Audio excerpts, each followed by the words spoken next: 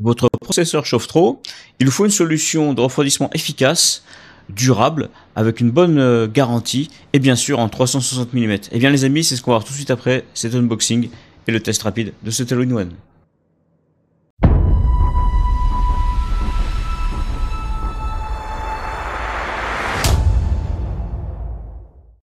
Eh bien, salut la team, c'est Dan, j'espère que vous allez bien. Bienvenue aujourd'hui dans une vidéo de unboxing test de cet All-in-One de la marque Asus, le LC360 ARGB Prime. Alors, un produit Asus avec un excellent rapport qualité-prix, c'est pas tous les jours et aujourd'hui on va en profiter. Alors, c'est un produit que je me suis procuré, je suis totalement libre de dire ce que j'en pense, je ne suis pas sponsorisé bien sûr, et aucun des liens qu'il y a dans cette vidéo n'est sponsorisé.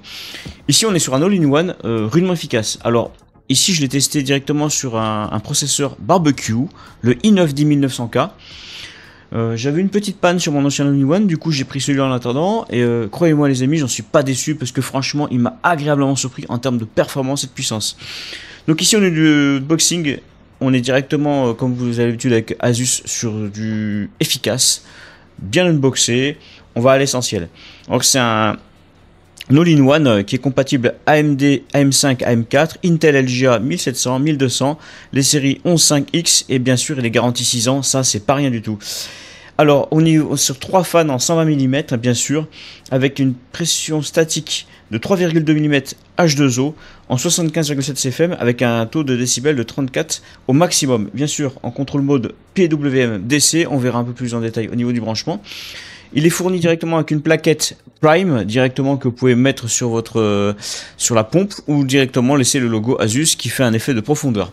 Au niveau du RGB, et bien sûr, elle est compatible avec Aura, principalement sur Asus. Donc rien à dire à ce niveau-là en termes de compatibilité logicielle. Alors on regrettera bien sûr de ne pas avoir de pâte thermique supplémentaire, mais d'office la pompe est déjà équipée au niveau de la plaque. D'ailleurs la plaque c'est une plaque élargie de contact CPU en secteur de zone de contact, donc très performant en termes de performance. Au niveau du radiateur classique de facture Asus, hein, pas de souci là-dessus. Les tubes sont suffisamment larges et flexibles et bien sûr sont modulables au niveau de la pompe parce qu'on peut directement les bouger ou pas. Les ventilateurs sont déjà préinstallés, donc un gain de temps à l'installation, c'est pas indéniable. Au niveau de packaging, c'est peut-être plus simple en faisant comme ça. La pompe est de très bonne facture, elle est rudement épaisse. Vous pouvez bien sûr démonter le clapet supérieur pour changer la plaquette de présentation, qu'il soit Asus ou Prime. Bien sûr, c'est un radiateur qui est orienté sur la série Prime de Asus, mais vous pouvez très bien l'utiliser avec du ROG. Toutes les interfaces Asus sont largement compatibles, et même d'autres marques. Hein. Après, c'est la gestion du RGB qui sera un peu plus différente. Mais tant que vous êtes sur le logiciel Armoury Crate via Aura, pas de souci, ça fonctionne au top. C'est vraiment des très bons produits. Il est rudement silencieux. Donc on verra après un comparatif de température, parce que c'est une vidéo que je vais faire assez courte comme aujourd'hui. Hein. Donc ici, vous voyez les différents branchements. Donc bien sûr, c'est malin. On peut relier directement le RGB en un seul câble, c'est pas rien du tout. Au niveau du branchement, c'est assez simple. Au niveau de la sonorité, je vais vous faire entendre du son directement. Boîtier fermé, avec la ventilation à fond, et croyez-moi les amis, je suis à 15 cm du boîtier, c'est vraiment génial au niveau du son.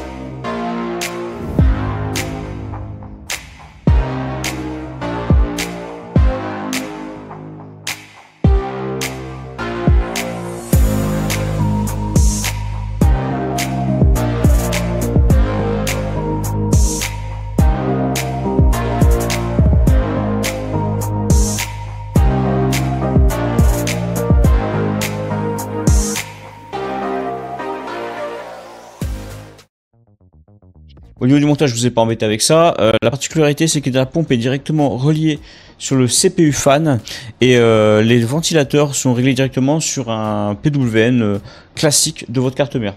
Au niveau des températures ici, vous voyez le All-in-One qui tourne sur un processeur qui est à 100%. C'est le i9 10100K, il est réputé pour sa chauffe. On est sur le logiciel Crate, vous voyez la température du processeur avec les performances et l'utilisation de processeur. On voit que le boîtier est maintenu en moyenne, allez, entre 29 et 32 degrés max. en termes moyens de consommation. Donc franchement, c'est juste génial en termes de refroidissement. Je pense que c'est le meilleur all-in-one que j'ai jusqu'à maintenant, alors que j'en ai eu des bien plus chers et qui pourtant le chauffaient légèrement plus. Donc on verra sur le long terme ce que ça va donner. En attendant, c'est un excellent produit. On va regarder vite fait des petits benches pour en parler plus en détail.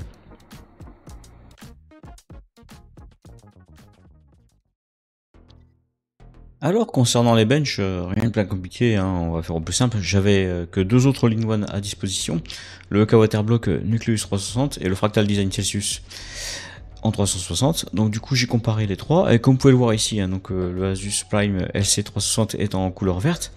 En termes de performance et de son à charge, on se rend compte qu'en termes de décibels et de température obtenue, c'est à peu près similaire. Sauf que le Asus Prime, on le trouve aux alentours de 100 € et que les deux autres sont plus chers. Surtout le Nucleus qui est un petit peu plus cher. Ceci étant dit, ils sont très performants. Les trois sont d'excellents all-in-one, extrêmement performants. En termes de branchement, le plus optimisé pour moi, c'est le EK Waterblock. Hein. Les deux autres sont un peu moins optimisés, notamment l'Asus. Pour moi, je trouve qu'on peut le brancher. On peut pas le mettre sur un CPU pump, enfin sur un IO pump en branchement, on peut le mettre directement sur le CPU. Donc c'est peut-être à la fois simplifié ou pas, à voir sur vos interfaces. Moi, comme je suis sur une configuration full Asus, j'ai pas de difficulté, c'est parfaitement compatible. J'ai pas pu le tester sur un autre produit, une autre carte mère d'une autre marque, voir, mais à mon avis, il n'y aura pas de difficulté. Ça sera peut-être plus ou moins simplifié pour certains, moins pour d'autres. Donc j'en suis relativement content, même très satisfait. En rapport qualité-prix, c'est difficile de trouver mieux, surtout pour refroidir ce type de processeur qui a tendance à chauffer énormément. Alors j'ai fait de longues périodes, on part quelques pics, mais jamais à aucun moment j'ai atteint les 60 degrés en bench. Bon, que dire de plus? Le processeur en plus j'ai utilisé est un peu vieillissant, donc il a tendance à chauffer plus, pas de difficulté. Au niveau de la pompe, au niveau du design, vous pouvez voir qu'au niveau du RGB c'est très bien géré, ça consomme très peu finalement. Et sur la pompe, le logo Asus, vous pouvez le changer, hein, il y a un genre de clips que vous enlevez. Vous pouvez changer le clapet du fond qui est aimanté. Vous pouvez mettre le logo Prime à la place. Personnellement, je préfère le logo Asus, c'est plus joli, ça fait plus d'effet de profondeur.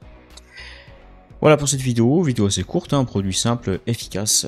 Merci Asus de créer ce genre de produit, c'est très agréable, c'est design, c'est sympa, efficace et ça porte ses fruits en rapport qualité-prix. Prenez soin de vous les amis, à très bientôt pour une nouvelle vidéo, le mardi vendredi 20 h, du hardware, du gaming et une AV par mois. A plus.